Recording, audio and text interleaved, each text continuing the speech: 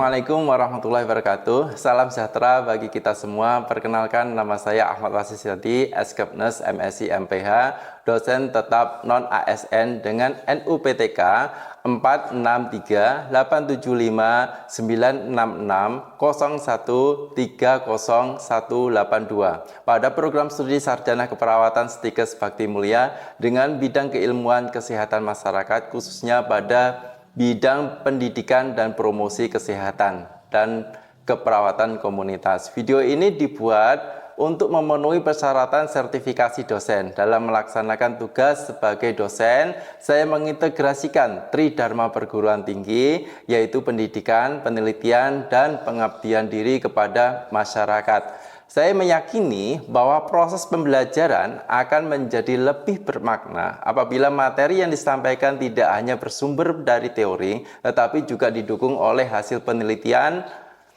Pada mata kuliah pendidikan dan promosi kesehatan ini dapat memberikan skill peserta didik dalam melakukan penyuluhan promosi kesehatan agar masyarakat di lingkup kerjanya nanti dapat meningkatkan kemampuan dalam memelihara dan meningkatkan kesehatannya. Selain itu, untuk mencapai derajat kesehatan yang sempurna, baik fisik, mental, dan sosial, sehingga masyarakat mampu mengenal dan mewujudkan aspirasinya, kebutuhannya, mampu mengubah atau mengatasi lingkungannya, dan dapat meningkatkan ekonomi masyarakat di lingkup kerjanya, sekaligus dapat meningkatkan derajat kesehatan. Pada materi promosi kesehatan ini ada 3 SKS, yaitu 2 SKS teori. Ini jumlah pertemuannya 2 kali 8 TM dikali 100 menit. Jika 1 TM teori 100 menit, maka jumlah pertemuannya sebanyak 16 TM. Untuk SKS laboratorium, yaitu 1 SKS dengan jumlah pertemuan 1 kali 16 TM kali 170. Jika 1 TM laboratorium 170, maka jumlah pertemuannya sebanyak 16 TM. CPL atau capaian pembelajaran lulusan program studi sarjana keperawatan yang dibebankan pada mata kuliah itu terdiri dari CPL aspek kognitif. Yang pertama yang kognitif yaitu mahasiswa mampu mendeskripsikan berbagai konsep berkenaan dengan pendidikan dan promosi kesehatan. Untuk aspek afektifnya, mahasiswa mampu bersikap dan mencerminkan tenaga kesehatan di depan masyarakat saat promosi kesehatan. Mahasiswa mampu mempunyai jiwa entrepreneurship kesehatan. Untuk CPL aspek psikomotorik, yang pertama mahasiswa mampu melakukan simulasi berkenaan dengan pendidikan dan promosi kesehatan. Yang nomor 2, mahasiswa mampu membuat program entrepreneurship kesehatan sesuai dengan kondisi masyarakat. Pada capaian pembelajaran mata kuliah atau CPMK ada beberapa, yaitu CPMK nomor 1, mahasiswa mampu menjelaskan pendidikan dan promosi kesehatan. Kedua, mahasiswa mampu menjelaskan satuan acara penyuluhan SAP promosi kesehatan. Yang ketiga, mahasiswa mampu menjelaskan komunikasi promosi kesehatan. 4, mahasiswa mampu menjelaskan media promosi kesehatan. Nomor 5, mahasiswa mampu menjelaskan promosi entrepreneurship kesehatan. 6, mahasiswa mampu melakukan sikap dan perilaku saat promosi kesehatan. 7, mahasiswa mampu melakukan sikap dan perilaku saat penyuluhan. 8, mahasiswa mampu melakukan sikap dan perilaku saat komunikasi. 9, mahasiswa mampu menulis dan menggambar yang sesuai dengan etika membuat media promosi. 10, mahasiswa mampu melakukan jiwa entrepreneurship kesehatan. 11, mahasiswa mampu melakukan simulasi promosi kesehatan. 12, mahasiswa mampu membuat media promosi kesehatan. Pada CPMK ke-13, mahasiswa mampu membuat program promosi entrepreneurship kesehatan. Model pembelajaran kali ini ada kognitif dan afektif psikomotor. Pada kognitifnya ada problem based learning, ada mini lecture, small group discussion, ada e-learning, research based learning. Pada afektif dan psikomotor ada project based learning, ada simulation, ada e-learning. Pada model evaluasi dan penilaian, ada kognitif, afektif, psikomotor. Pada kognitif, ada model MCQ, presentasi, dan laporan. Untuk afektif, ada sikap, kehadiran, kerjasama. Untuk psikomotor, ada model skill, laboratorium, dan proyek. Salah satu penelitian yang telah saya lakukan adalah mengenai pengaruh pendidikan kesehatan terhadap kepatuhan terapi antiretroviral ARV pada orang dengan HIV/AIDS atau ODA di wilayah kerja Puskesmas Ponggok, Kabupaten Blitar. Hasil penelitian tersebut menunjukkan bahwa pendidikan kesehatan mampu meningkatkan kepatuhan pasien dalam menjalani terapi ARV secara signifikan. Temuan penelitian tersebut kemudian saya integrasikan ke dalam proses pembelajaran sebagai bentuk research-based learning, sehingga mahasiswa tidak hanya memahami konsep promosi kesehatan secara teoritis, tetapi juga mampu mengaplikasikannya dalam praktek pelayanan kesehatan dan pengabdian kepada masyarakat. Pada video pembelajaran ini, saya akan menyampaikan materi simulasi pemberian promosi kesehatan melalui komunikasi, informasi, dan edukasi atau KIE individu untuk meningkatkan kepatuhan terapi ARV pada orang dengan HIV/AIDS atau ODA, yang merupakan bagian dari mata kuliah pendidikan dan promosi kesehatan. Saya berharap materi yang disampaikan dapat memberikan pengalaman belajar yang bermakna serta meningkatkan kompetensi mahasiswa dalam merancang dan melaksanakan promosi kesehatan berbasis bukti ilmiah. Terima kasih atas perhatian Bapak Ibu. Wassalamualaikum warahmatullahi wabarakatuh. Selamat menyaksikan video pembelajarannya. Assalamualaikum. Waalaikumsalam. Gimana kabarnya hari ini? Oke, sebelum kita mulai untuk pembelajarannya, silahkan dipimpin doa. Siap, gerak. Untuk mengawali pelajaran hari ini, mari kita berdoa sesuai keadaan masing-masing. Berdoa mulai. Berdoa selesai. Oke, perkenalkan nama saya Ahmad Wasis Setiadi. Di sini sebagai dosen pengampu mata kuliah promosi kesehatan. Yang sebelumnya kita sudah pernah bertemu, ini pada pertemuan ketiga. Untuk materi yang sebelumnya sudah paham belum ini? Sudah. Sudah ya, alhamdulillah. Dan ini untuk materi yang ketiga, yaitu kita melanjutkan pada sub CPMK yang ketiga ya, mahasiswa mampu menjelaskan komunikasi promosi kesehatan gitu ya. Tetap kalau kognitifnya tetap 50%, afektifnya 10%, psikomotornya 40% untuk skill lab dan proyek. Menginjak kepada materinya, yaitu sub CPMK konsep komunikasi promosi kesehatan. Ini kita berkenaan dengan research based learning. Artinya metode ini kita pakai yaitu dengan bukti ya, dengan bukti bahwa sudah saya lakukan penelitian yang berkenaan dengan promosi kesehatan. Materinya sekarang simulasi pemberian promosi kesehatan KIE individu untuk meningkatkan kepatuhan terapi ARV pada ODA. Ada dua, yaitu strategi komunikasi, informasi, dan edukasi KIE individu. Yang nomor 2, simulasi praktis dan pemantauan kepatuhan terapi. Untuk strategi sendiri, strategi utama promosi kesehatan itu ada advokasi, dukungan sosial, dan pemberdayaan masyarakat. Kalau berkenaan dengan advokasi ini, yaitu berkenaan dengan dukungan atau kebijakan yang ada di dalam pemerintahan, gitu ya. Kalau dukungan sosial ini berkenaan dengan tokoh-tokoh masyarakat maupun dengan perangkat-perangkat desa ya. Ada juga puskesmas ya.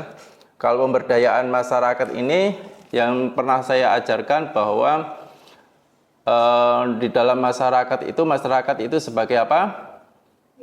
Mitra ya. Sehingga dengan pemberdayaan ini masyarakat diharapkan dapat meningkatkan derajat kesehatannya ya secara mandiri. Ya. Sebelum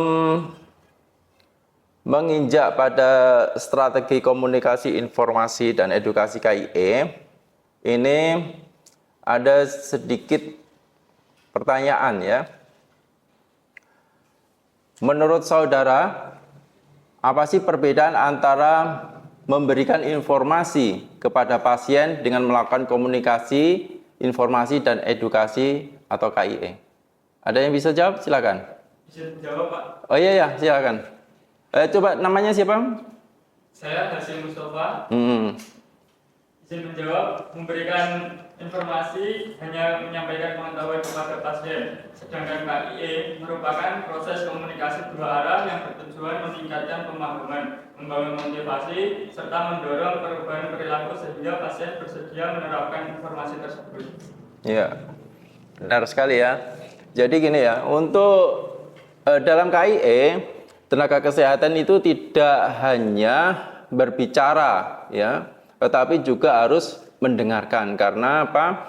Karena harus menggali kebutuhan pasien, sehingga memastikan bahwa pasien benar-benar memahami informasi yang kalian berikan, gitu ya. Teknik komunikasi terapeutik dan konseling itu ada mendengarkan aktif, pertanyaan terbuka, sikap non judgment, istilahnya menghakimi ya. Kan kadang sering ya menghakimi gitu. Mendengarkan aktif, jadi Anda nggak ngobris terus bicara terus tapi nggak mau mendengarkan, itu juga nggak logis ya, nggak etis juga. Pertanyaan terbuka, sehingga dengan pertanyaan terbuka ini memungkinkan pasien mengungkapkan hambatan psikososial ya. Agar apa? Agar tidak ada ketakutan di dalam sosial. Ada manajemen efek samping dan kesiapan mental, ada edukasi manajemen gejala, konseling motivasi intrinsik, dan identifikasi sistem pendukung. Kalau edukasi manajemen gejala ini memberikan informasi praktis mengenai cara meringankan efek samping ringan ARV untuk menjaga keberlanjutan terapi. Kalau konseling motivasi intrinsik membangun kesiapan mental pasien melalui penguatan aspek psikologis agar berkomitmen penuh pada pengobatan jangka panjang. Kalau yang terakhir, identifikasi sistem pendukung. Ini memetakan sumber dukungan sosial dan keluarga untuk membantu pasien mengatasi hambatan emosional selama masa adaptasi obat. Kita menginjak ke part 2, tapi sebelum menginjak ke part 2 ini, ketika ada kasus ya, pasien itu mengatakan, misalkan merasa sehat, jadi saya tidak perlu minum obat ARV. Dia merasa sehat dan merasa nggak perlulah minum obat ARV itu. Buat apa sih minum obat ARV itu? Ya gitu kan? Nah, ini menurut kalian bagaimana pendekatan yang akan saudara lakukan? Coba siapa yang bisa? Angkat tangan. Iya, silakan. Perkenalkan, nama saya Nova. Saya punya pertanyaan dari Pak Wasis. Yang pertama, saya akan menggunakan komunikasi empatik terlebih dahulu kepada pasien. Lalu menjelaskan bahwa meskipun pasien merasa sehat, tetap harus minum obatnya Pak Wasis. Karena jika tidak diminum teratur, nanti virus dalam tubuhnya tetap bisa berkembang. Oke, kenapa kok nggak simpati? Karena empati lebih dibutuhkan daripada simpati Pak Wasis. Kalau simpati itu seperti apa? Kalau pasiennya menangis, kalau simpati ikut menangis gitu ya? Gitu ya. Oke, sudah bagus. Kita lanjut, prosedur simulasi KIE tatap muka, membangun hubungan, media edukasi, metode teachback. Kalau membangun hubungan ini, tahap awal difokuskan pada penciptaan suasana nyaman dan empatik.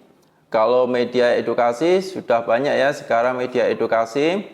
Bahkan media edukasi ini yang sekarang ada TikTok, ada lain-lain ya, yang elektronik atau sosmed ya. Metode teachback ini pasien diminta menjelaskan kembali poin-poin penting yang telah disampaikan untuk memverifikasi pemahaman serta mengoreksi miskonsepsi secara langsung sebelum sesi berakhir. Ini memanfaatkan alat bantu pengingat minum obat. Sekarang sudah modern, jadi alat-alat bantu tersebut sudah mulai canggih semua, mulai dari alarm digital dan lain sebagainya. Bahkan sekarang sudah juga pada menggunakan aplikasi untuk mengingatkan minum obat. Ini sangat penting sekali ya. Evaluasi dan rencana tindak lanjut kepatuhan. Ini penilaian tingkat kepatuhan, identifikasi hambatan pengobatan, penyusunan strategi keberlanjutan. Pada evaluasi ini setidaknya kita bisa memahami bahwa pasien itu mengkonsumsi obat itu berdasarkan apa gitu. Adakah catatan hariannya atau diingatkan sama Yankes dan lain sebagainya. Tapi tugas kalian adalah tugas sebagai Yankes harus patuh benar untuk mengingatkan pasien gitu ya. Ini pada hasil penelitian yang kami lakukan ya di Puskesmas Ponggok Kabupaten Blitar. Ini menunjukkan bahwa sebelum intervensi 100% responden memiliki kepatuhan rendah. Setelah diberikan edukasi kesehatan terjadi peningkatan signifikan di mana 86,4% responden mencapai tingkat kepatuhan sedang.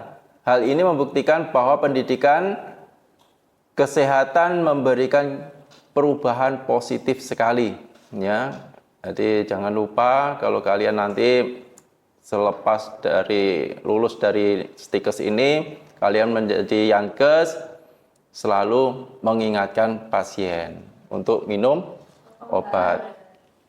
Tuh. Ini grafiknya ya tentang ARV, ini analisis statistiknya saya menggunakan uji Wilcoxon.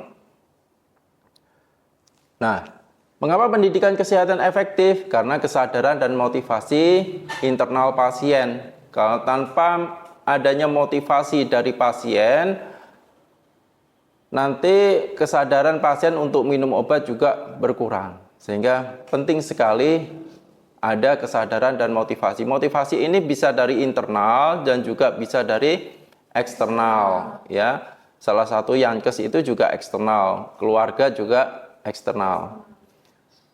Ada reduksi stigma dan kepatuhan keberlanjutan. Melalui intervensi edukasi, stigma dan kesalahpahaman mengenai HIV/AIDS dapat dikurangi secara signifikan. Kadang kan dianggap kalau penyakit HIV itu adalah penyakit kutukan. Kalau orang-orang zaman dahulu kan seperti itu. Nah, ini perlu diluruskan. Kadang-kadang juga kalau mau salaman sama orang-orang yang terkena HIV nggak mau kan. Padahal kan nggak menular. Menularnya HIV dengan berhubungan. Ya, terus jarum. Ya, itu ya. Ini studi kasus dan diskusi kelompok, nanti tugasnya diselesaikan, besok kita bahas ya. Ya. Pada kesimpulan materi ini, ada beberapa kesimpulan, ada kepatuhan terapi ARV, ada strategi edukasi efektif. Jadi kalau kalian menginginkan edukasi yang bagus itu seperti apa, jadi dilihat aja respondennya ya. Respondennya seperti apa? Jadi biar edukasinya tepat sasaran gitu ya. Berarti menggunakan edukasi seperti apa itu harus diperhatikan sekali. Terus ada kesadaran terapi. Ini kalau berkenaan dengan ini adalah peningkatan pengetahuan berkorelasi dengan kesadaran menjalani terapi. Sehingga perlu Anda menjelaskan kepada pasien kenapa sih harus minum setiap hari obat ARV tersebut, dijelaskan agar mereka sadar. Peran tenaga kesehatan ini ya harus memberikan edukator ya, memberikan edukator agar pasien tersebut paham gitu ya. Nah, ini pertanyaan terakhir ini ya. Pertanyaan terakhir karena profesi Anda adalah seorang perawat ya. Ini tolong dijelaskan ya. tugas Anda adalah peran perawat bukan hanya memberikan pelayanan klinis, ya kan? Tetapi juga menjadi edukator untuk mampu membantu pasien mengubah perilaku kesehatannya. Nah, tugas Anda sebagai perawat ini apa? Kira-kira? Izin menjawab Pak. Ya? Sebelumnya perkenalkan saya Maulidi ini izin menjawab. Saya akan melakukan KIE secara individual menggunakan komunikasi yang empatik, memanfaatkan media edukasi seperti leaflet atau video, melibatkan keluarga sebagai sistem pendukung, serta melakukan tindak lanjut melalui pengingat minum obat agar pasien tetap konsisten menjalani terapinya. Nah, gitu ya. Sudah paham semuanya? Sudah. Nggak ada yang perlu diulang ya. Gitu. Terima kasih untuk semuanya. Semoga pertemuan kali ini bisa bermanfaat bagi kalian dan saya khususnya. Ya, khususnya kalian ya.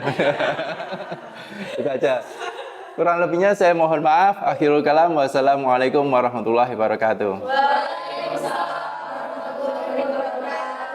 Terima kasih. Ya, sama-sama.